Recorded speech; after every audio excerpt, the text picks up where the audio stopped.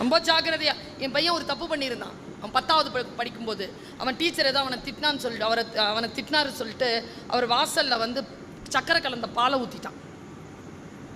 வழுக்கி விழணுன்ட்டு. இவ்வளோ கொழுப்பு.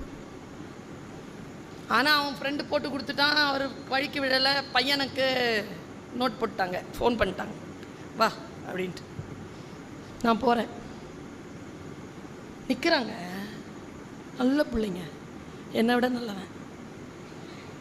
பார்த்தா போட்டியாடான்னு கேட்டா எப்படி தெரியுமா இருந்துச்சு மூஞ்சி?